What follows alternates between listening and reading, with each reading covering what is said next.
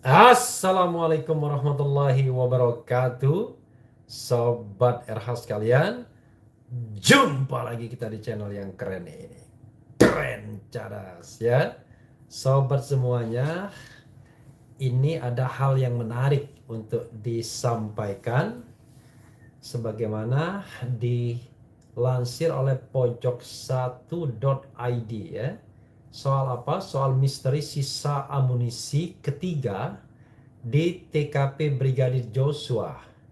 Nah, ini dibongkar oleh Kamarudin, senpi otomatis zaman lawas. Jadi saudara sekalian ya, sebelumnya ada spekulasi yang mengatakan bahwa tidak hanya 2 senjata ya yang diledakkan dalam kasus kematian Brigadir Joshua ya, tetapi ada kemungkinan pihak ketiga yang juga melakukan penembakan selain Baradae dan diduga Ferdi Sambo. Karena sampai sekarang Ferdi Sambo itu masih menolak kalau dia ikut menembak Brigadir J. Tetapi sebagaimana pernah dikatakan Komnas HAM mengatakan tidak tertutup kemungkinan ada pihak ketiga juga yang melakukan penembakan. Bahkan secara spekulatif, Ketua Komnas HAM mengatakan bukan tidak mungkin yang melakukan penembakan itu adalah Putri Chandrawati. Luar biasa ya. Jadi spekulasinya sudah begitu berkembang ke sana kemari, dan Putri tidak hanya tertuduh sebagai bagian dari pembunuhan berencana, tetapi mereka mereka menuding Putri adalah juga tentu dugaan ya, karena ada praduga tak bersalah, menuduh dalam konteks praduga tak bersalah bahwa Putri juga mungkin saja bisa menembak ya. Oke, coba sobat era sekalian, kita lihat ya bagaimana yang disampaikan oleh Kamarudin ini. Jadi mengenai misteri sisa amunisi. Jadi ada 3 pistol ya, tidak hanya Glock dan HS, tetapi juga ada pistol atau senjata lainnya. Nah, untuk senjata lainnya coba kita lihat ya, kita bacakan dan kemudian kita analisis sobat era sekalian. Yang jelas makin hari kasus ini sepertinya tidak bertambah terang, bertambah tidak jelas ya. Artinya bertambah berpanjang-panjang. Dan ya awalnya terlihat mudah, kok semakin sulit dalam hal ketika mau membongkar yang mestinya harus dibongkar barangkali ya, terkait dengan katakanlah praktik motif non domestiknya. Oke saudara sekalian, coba kita bacakan ya. Misteri sisa amunisi ketiga di TKP Brigadir Joshua dibongkar Kamarudin, senpi otomatis zaman lawas. Pojok1.id Jakarta, 3 sisa amunisi ditemukan di TKP pembunuhan Brigadir Joshua di rumah dinas Ferdi Sambo di Duren 3. Amunisi berasal dari senpi Glock 17, senpi Glock HS9 dan Luger. Pengacara keluarga Brigadir Joshua, Kamarudin Simanjuntak, menuding sisa amunisi ketiga di TKP Brigadir Joshua itu merupakan milik Ferdi Sambo. Menurut Kamarudin, pemilik senjata api jenis Luger yang sisa amunisinya teridentifikasi di TKP Brigadir Joshua sebagai amunisi ketiga merupakan milik mantan Kadif Propam Polri Irjen Ferdi Sambo. Senpi jenis Luger ini merupakan senpi otomatis zaman dulu. Zaman Military History Fandom menyebutkan laman Military History Fandom menyebutkan pistol Luger merupakan salah satu senjata semi otomatis lawas. Pistol Luger merupakan evolusi dari senjata Hugo Borchardt C93, salah satu pistol semi otomatis pertama yang diproduksi pada tahun 1893. Desain pistol Luger dipatenkan oleh George J. Luger 5 tahun setelahnya, atau tepatnya 1898. Oke, jadi orang yang punya koleksi senjata seperti itu adalah orang yang berlatar belakang bahwa dia sejak dulu sudah menguasai persenjataan. Ucap Kamarudin Simanjuntak di acara Sapa Indonesia Pagi, salah satu TV nasional Rabu pagi. Siapa yang sejak dulu sudah menguasai persenjataan? Yaitu adanya ayahnya Ferdi Sambo, kata Kamarudin lagi. Ayah Ferdi Sambo itu kan pensiun, terakhir kan adalah Mayor Jenderal. Jadi kemungkinan besar dia bisa mengoleksi senjata-senjata kuno era 1800 sampai 1990 katanya lagi. Ini asumsi ya. Diketahui selain amunisi dari Senpi Glock 17 dan Senpi HS9, di TKP Brigadir Joshua juga ditemukan sisa amunisi ketiga dari Senpi Luger.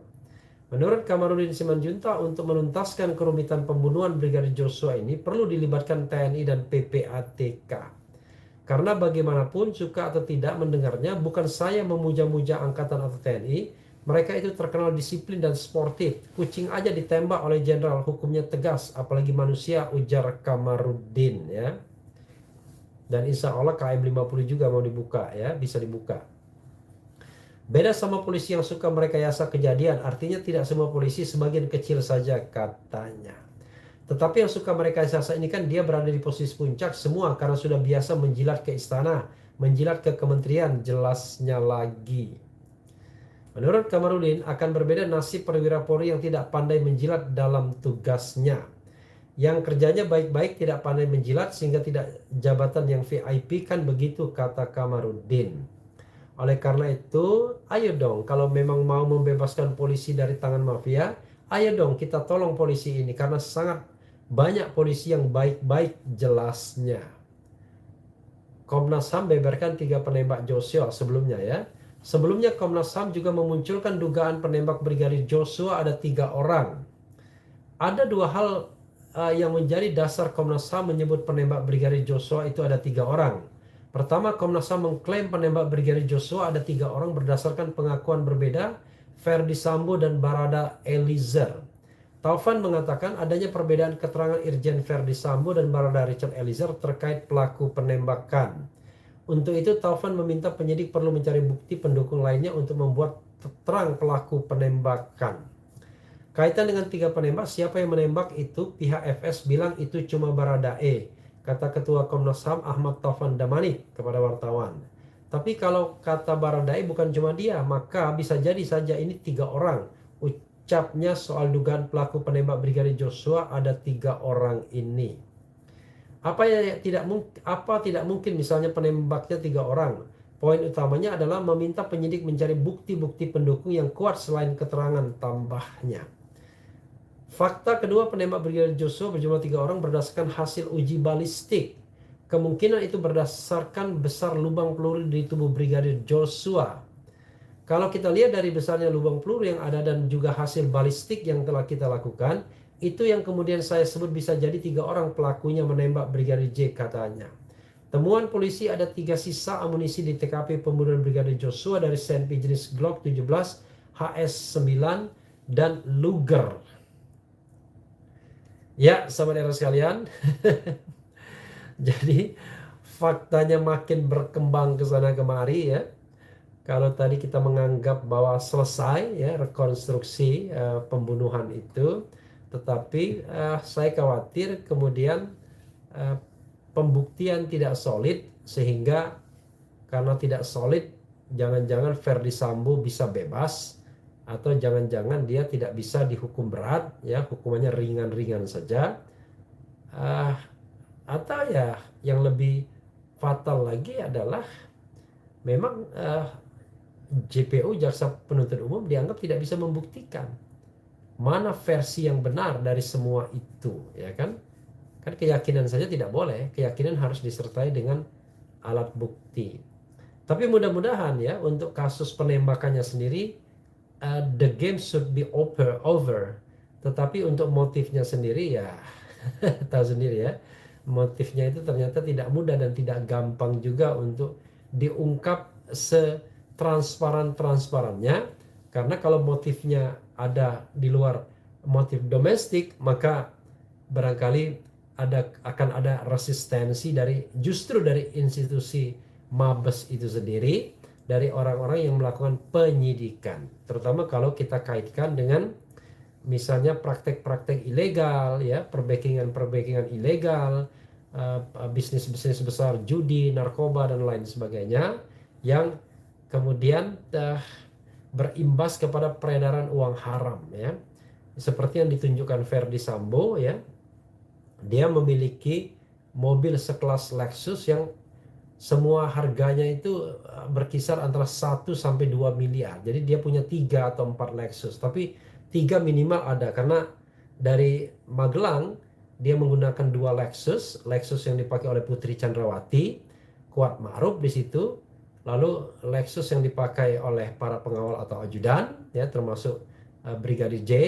Kemudian Verdi Sambo sendiri juga ketika pulang menggunakan Lexus. Jadi 3 Lexus ya, tidak tanggung-tanggung saudara sekalian, untuk seorang Irjen Pol dengan gaji atau pendapatan kurang lebih 35 juta per bulan saja, dan menjabat sebagai bintang 2 juga baru 2 tahun ya. Jadi saudara sekalian, ini yang harus kita highlight, garis bawahi. Oke, kembali kepada soal adanya penembak ketiga karena ada sisa amunisi dari 3 pistol, yaitu tadi ada Glock ya, kemudian HS dan Luger. Nah, Luger ini adalah senjata yang baru disebut belakangan. Kita tidak tahu nanti bukti-bukti apa lagi yang muncul ke permukaan seiring dengan perbelokan-perbelokan kesaksian. Jadi kita tahu setelah Baradae, sekarang Bribka RR yang kemudian berani melawan Sambo.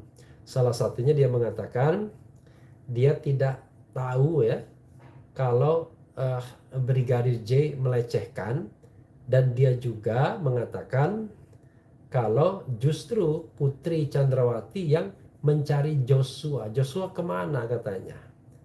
Nah, bahkan teori lain mengatakan justru sumber masalahnya di Kuat Ma'ruf.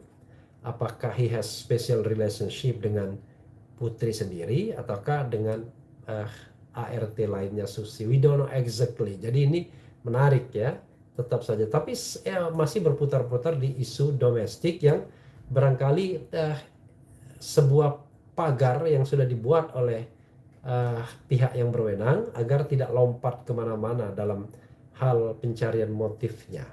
Padahal kalau saya mengatakan, dan juga sesuai dengan keinginan Kapolri, kalaupun ya tidak ada kaitannya dengan motif non domestik, tapi tetap saja harus diselidiki. Misalnya PPATK menemukan ya berapa triliun transfer judi online setiap selama ini, atau setiap berapa periode atau selama ini, dan ada beberapa di antaranya yang mengalir ke polisi misalnya. Kan itu perlu dilakukan investigasi.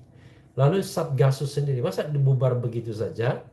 Padahal isu tentang Satgasus itu luar biasa, karena itu perlu ada yang namanya tim independen untuk melakukan audit terhadap kinerja atau pekerjaan Satgasus selama ini. Jadi banyak hal sesungguhnya yang seharusnya bisa dilakukan dan menjadikan ini adalah momentum perbaikan polisi ke depan. Sekali lagi, kita butuh polisi yang baik, yang kredibel, yang melindungi, mengayomi, dan melayani masyarakat. Bukan polisi yang justru menjadi sumber masalah, menjadi alat kekuasaan, ya, menjadi alat bagi rezim untuk membungkam masyarakat, dan kemudian sekaligus sumber-sumber fundraising, baik bagi dirinya sendiri maupun bagi pihak-pihak lain, apalagi konteksnya politik. Dan terakhir yang paling bahaya adalah kalau seandainya polisi atau tentara kita sudah mulai tertarik dengan wilayah politik kembali, walaupun secara formal tidak boleh berpolitik, tapi secara material pemimpin-pemimpinnya melakukan langkah-langkah politik,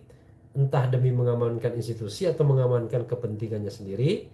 Tapi yang jelas aroma politik itu makin lama makin kental, terutama pendekatan polisi misalnya untuk lebih banyak mengabdi kepada kekuasaan, mengamankan kekuasaan ketimbang menegakkan hukum itu sendiri.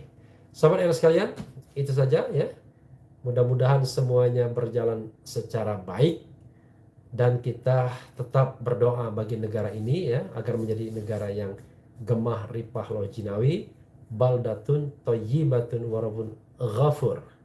Dan jangan lupa hafal ya Pancasila, terutama sila keempat, kerakyatan yang dipimpin oleh hikmat kebijaksanaan dalam permusyawaratan perwakilan ya, Wassalamualaikum warahmatullahi wabarakatuh. Ciao.